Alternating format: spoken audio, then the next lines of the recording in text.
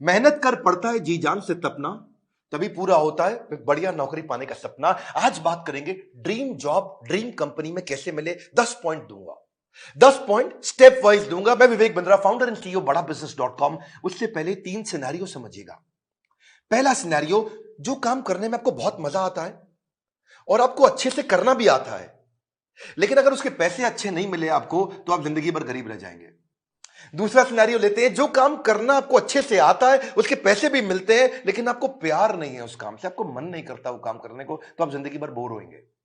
और तीसरा सिनेरियो, जिस काम से आपको प्यार तो है, बाजार में उसकी तनख्वाह भी मिलती है, लेकिन आपको करना अच्छे से आता नहीं है, तो फिर आपको नौकरी नहीं, वो तो खाली एक सपना है, वो ड्रीम जॉब नहीं है, खाली ड्रीम है। सो बात समझते हैं कि 10 पॉइंट क्या किया जाए, एक अच्छे से आपको जॉब कैसे मिले। पहले जिस कंपनी में आप जॉब चाहते हैं, पहला पॉइंट है उस कंपनी के बारे में रिसर्च करो। उस कंपनी का विजन, मिशन, उसकी लीडरशिप, उसके माइलस्टोन्स, उस कंपनी के बारे में पढ़ लिख लो वहां रेज्यूमे भेजते वक्त।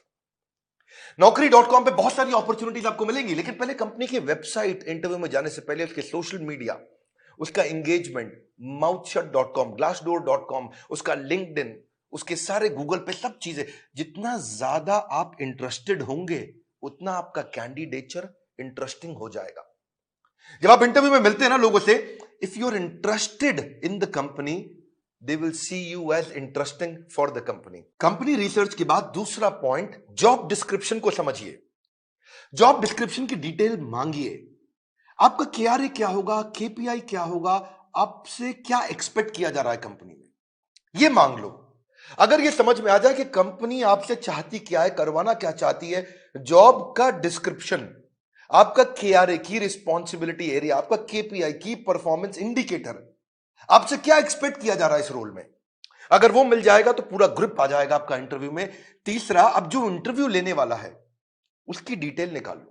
एचआर से जब आप बात करेंगे, पूछेगा आपका इंटरव्यू कौन लेंगे, उस इंटरव्यूअर का अगर आपको नाम मिल जाता है तो लिंक्डइन पे उसका प्रोफाइल खोल लीजिए। देखिए उसने क्या पोस्ट शेयर किया है, क्या आर्टिकल शेयर किया है, क्या उन्होंने कोई ब्लॉग शेयर किया है, उसके बारे में अगर आप तारीफ करेंगे, उसकी डिटेल उनको इंटरव्यू में बताएंगे, तो वो आपकी आई फॉर डिटेल को बहुत पसंद करेंगे। मेरे साथ भी होता है कई बार, जब कोई मुझको इंटरव्यू देने आता है, बोलता है सर मैं तो आपका बहुत बड़ा फैन हूं, मैं तो आपके सारे वीडियो देखता हूं, तो मैं पूछ लेता हूं टॉप 5 वीडियो कौन से देखे थे जो आपको बहुत पसंद आए और मैंने उसमें क्या बताया। पता चल जाता है कि आदमी झूठ बोल रहा है या सच बोल रहा है। अगर डिटेल में लिया अपने इंटरव्यूअर को पहचान, तो अपने इंटरव्यू को बना लोगे सुपर आसान। इसको क्या कहते हैं, failing to plan means planning to fail. Plan करके जाइए, इंटरव्यूअर के बारे में पढ़ के जाइए। अब्राहम लिंकन भी बोला करते थे ना कि अगर मुझे पेड़ काटना हो, मेरे पास 8 घंटे हो, तो 6 घंटे तो मैं केवल धार लगाऊंगा, 2 घंटे में पेड़ काट दूंगा। 6 घंटे धार क्या लगाऊंगा, मतलब क्या, इतनी तैयारी कर लूंगा कि 2 घंटे में पेड़ अपने आप कट जाएगा। आसान है, लेकिन थोड़ा इसको समझ के जाओ। इंटरव्यूअर क्या क्वेश्चन पूछ सकता है आपसे, कि अपने बारे में बताओ, पूछेगा आपसे पॉपुलर क्वेश्चन क्या, आपको क्यों हायर करें, आपकी स्ट्रेंथ्स क्या है, आपकी लीडरशिप स्किल्स के बारे में बताइए, आपके पास एक्सपीरियंस नहीं है, आपको क्यों हायर करें। इस तरह अगर आप अपनी तैयारी करके जाएंगे, मजा आएगा। चौथा पॉइंट, एम्प्लॉयर सेंट्रिक रहिएगा। इस चौथे पॉइंट में ध्यान रखना, इंटरव्यूअर आपकी मानसिकता को जरूर चेक करता है। अपने आंसर्स को ऐसे कस्टमाइज करिए, आप आत्म प्रेरित, सेल्फ मोटिवेटेड दिखने चाहिए। एक एम्प्लॉय मानसिकता का होता है, इंट्राप्रेन्योर मानसिकता का होता है। हमारे एवरीथिंग अबाउट एंटरप्रेन्योरशिप कोर्स में हम इंट्राप्रेन्योर की बहुत बात करते हैं। एम्प्लॉय वो जो नौकरी करता है, इंट्राप्रेन्योर वो क्यों करता तो नौकरी है, पर उसका बिहेवियर ओनर जैसा होता है। वो प्रॉब्लम पे फोकस करेगा, एम्प्लॉय इंट्राप्रेन्योर एक्शंस पे फोकस करेगा। वो बोलेगा फैमिली इज माय फैमिली, ये कहता है कि नहीं नहीं, organisation is also my family. वो उसको परिवार की तरह देखता है। वो हार्डवर्क करता है, ये स्मार्ट वर्क करता है। वो कंज्यूमर होता है, ये कंट्रीब्यूटर होता है। एंटरप्रेन्योर आते ही सोचता है मैं ऐसा क्या कर लूं कंपनी में। वो पुश स्टार्ट है, उसको धक्का मारोगे तो काम चालू करेगा। ये सेल्फ स्टार्ट है, अपने आप काम करता है। वो टाइम वेस्ट करता है, ये टास्क वेस्ट करता है। एम्प्लॉय क्या करता है, सुबह 9 से 5, 9 बजे आएगा, 5 बजे निकल जाएगा। ये क्या कहता है, जब तक काम खत्म नहीं होगा तब तक बैठूंगा। काम जल्दी खत्म करने की कोशिश करता है। ये समय के हिसाब से नहीं, काम के हिसाब से काम करता है। इसलिए employee gets paid for the time he spends, intrapreneur gets paid for the value he creates, है ना। तो ये इसको क्या चाहिए, sick leave, casual leave, earn leave, वो leave he doesn't want to leave. तो आपके जो आंसर है ना, वो उससे आपका नेचर, आपका बिहेवियर, आपका कल्चर पता लग जाएगा। ये ब्रेकडाउन में खत्म हो जाता है, ये ब्रेकडाउन में ब्रेक थ्रू क्रिएट कर देता है। ये बिहेवियर नेचर पता चल जाता है। पांचवा पॉइंट, अपना असेसमेंट भी करके जाइए, जो कि आपके इंटरव्यू में दिखाई पड़ेगा। सनातन गोस्वामी चैतन्य महाप्रभु से बोले के आमी, क्या बात हुआ कि मैं हूं कौन, आप पहचानिए अपने आप को। कृष्ण ने भी गीता के अंदर बहुत बात किया, ये आपको पोजिशनिंग में हेल्प मिलेगा आपको। आप एक्शन मैन है, पीपल मैन है, आइडिया मैन है, प्रोसेस मैन है, आपकी मेजर स्ट्रेंथ्स क्या है, उसको स्किल के साथ मैच कर लीजिएगा। देखिएगा कि जो जॉब डिस्क्रिप्शन है ना, जो मैंने पीछे बताया था आपको, उसमें देखिए कि कंपनी का गोल क्या है, इस जॉब से कौन सा गोल अचीव करने वाले हैं, कंपनी में क्या प्रॉब्लम्स थी जो इस जॉब से वो सॉल्व कराने वाले हैं।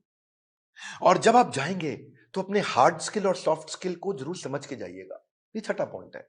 हार्ड स्किल कौन से होते हैं? ये वो स्किल होते हैं जो बेसिकली आप क्वांटिफाई कर सकते हैं, जैसे कि फॉरेन लैंग्वेज हो गया, डिग्री हो गया, सर्टिफिकेट हो गया, मशीन ऑपरेशन हो गया, आपका किसी प्रकार का कोई भी data mining, accounting, programming, software testing, ये सब हार्ड स्किल होते हैं। जिसमें कला आती है।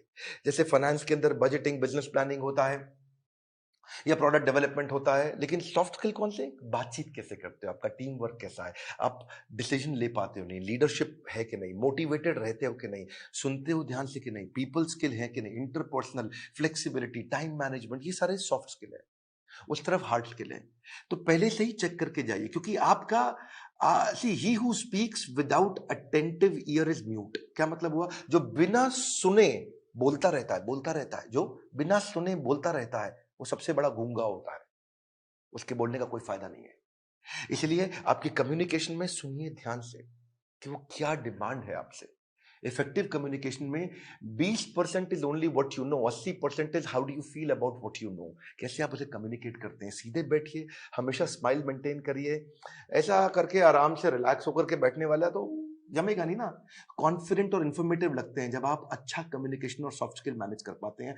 सातवां है, अब मौका ढूंढिए कि आप भी कोई ऐसा क्वेश्चन करें जिस क्वेश्चन से इंटरव्यूअर को लगे यार ये आदमी बुद्धिमान है। एक बात बताऊं आपको कि knowledge is having the right answer, but intelligence is asking the right question.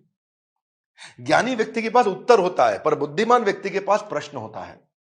अगर आपने कोई ऐसा प्रश्न किया जिस प्रश्न से वो बहुत इंप्रेस हो सकता है, जैसे आप उनसे पूछिए इस बारे में, इस रोल से आप कौन सी प्रॉब्लम सॉल्व करना चाह रहे हैं, इस रोल के माध्यम से आप कौन सा गोल अचीव करना चाह रहे हैं, इस रोल से आप मेरी परफॉर्मेंस को कैसे इवैल्यूएट करेंगे।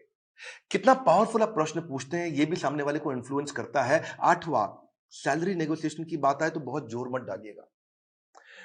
अनरियलिस्टिक सैलरी हाइक से सामने वाला समझ जाता है ये केवल पैसे के लिए नौकरी करने आया है, ये वैल्यू नहीं क्रिएट कर पाएगा। इसलिए वैल्यू क्रिएशन पे फोकस करिए, वैल्यूएबल अपने आप आएगा। मैं इसमें आपको हमारे जो दूसरे डायरेक्टर हैं संजय कथोरिया जी, इनका आपको 2015-16 का एक्सपीरियंस शेयर करता हूं। एक बार ये श्रीलंका में एक कंपनी के चेयरमैन के पास इंटरव्यू देने गए और कंपनी के चेयरमैन ने एक ही बात पे इनकी मर्जी की सैलरी दे दी। और वो क्या बात थी? जब उन्होंने पूछा क्या सैलरी लोगे, तो ये कहते हैं I believe in creating value and then sharing value. क्या मतलब हुआ इसका? कि मैं पहले 100 दिन आपके लिए वैल्यू क्रिएट करूंगा, अगर वैल्यू क्रिएट हो गई बढ़िया, तो उसके बाद आप उस वैल्यू को शेयर कर देना मेरे साथ, तब आप तनख्वाह मेरे हिसाब से दे देना। अभी आपको जो समझ में आता हो आप दे सकते हो मुझे, लेकिन मैं वो काम करके दिखाऊंगा, वो वैल्यू क्रिएट करूंगा, तब मैं वैल्यूएबल डिमांड करूंगा। Create value then share value. ये बात सामने वाला इतना इंप्रेस हुआ, बोला कोई बात नहीं, 100 दिन की बात की है, आज ही बता दो क्या तनख्वाह लोगे। जब आप वैल्यू क्रिएट करने पे फोकस करते हो, पहले कहते हो मैं वैल्यू क्रिएट करूंगा, बाद में अपना शेयर लूंगा, इससे सामने वाले को आप पे बहुत कॉन्फिडेंस आ जाता है। सैलरी नेगोशिएशन पे बहुत फोकस मत करिए, मेन मुद्दा समझिए, वैल्यू क्रिएशन पे फोकस करिए। सैलरी नेगोशिएशन अपने आप हो जाएगी जब वैल्यू क्रिएशन का सामने कॉन्फिडेंस आ जाएगा कि आप करके क्या दिखा सकते हैं जॉब में। 9वां पॉइंट, अपने रेज्यूमे पे ध्यान दीजिएगा। ये हालांकि मैं थोड़ा पहले भी बता सकता था 9वां पॉइंट, पर ध्यान रखिए अपने लाइवली और एक्शन ओरिएंटेड वर्ड लिखिए। रेज्यूमे लंबा मत बनाइए, 6 पेज 8 पेज 10 पेज का, क्योंकि जो रिक्रूटर होता है या जो इंटरव्यूअर होता है वो उसके पास ज्यादा समय नहीं है देखने के लिए। बुलेट पॉइंट्स में लिखिए ताकि मैक्सिमम चीजें कैप्चर हो जाएं कम समय में। सीक्वेंस के अपना एक्सपीरियंस लिखिए, और अगर एक्सपीरियंस ज्यादा नहीं है तो कोई बात नहीं, आपने आज तक जो भी कहीं पे थोड़ा बहुत इंटर्नशिप भी किया तो वो भी डालिए। एक कवर लेटर अगर आप बना सको ना तो वो गेम चेंजर होता है अपनी एग्जैक्ट पोजिशनिंग के लिए, कि आपके पास स्किल है और कंपनी को ये जरूरत है, तो कंपनी की जरूरत और आपके स्किल कैसे मैरी कर सकते हैं आपस में, कैसे मैरिज होगी। तो एक छोटा सा कवर लेटर आधे पेज का 8-10 लाइन का बना सकें अगर आप तो। रेज्यूमे ऐसा होना चाहिए कि सामने वाले को 20 सेकंड में सारी बात समझ में आ जाए, उसको ध्यान से बार-बार देखो ऐसा, कि क्या 20 सेकंड में समझ में आ रहा है पूरा रेज्यूमे? रेज्यूमे में बहुत डिटेल लिखने में सफलता नहीं है, किसी के पास टाइम नहीं है आज डिटेल में पढ़ने के लिए। पर रेज्यूमे के अंदर जो हायरिंग मैनेजर है, एक सर्वे बताता है वो 6 सेकंड में डिसाइड करता है इसको बुलाऊं कि नहीं बुलाऊं। तो बड़ा इंपॉर्टेंट है, बहुत ज्यादा एग्जैजरेट ना करें, नहीं तो पर्दा फाश हो जाता है बाद में। बोल्ड और क्लियर और इंपॉर्टेंट अचीवमेंट को साफ साफ तरीके से बता सकें, उसी के अंदर एक रेफरेंस लिस्ट भी डाल दें।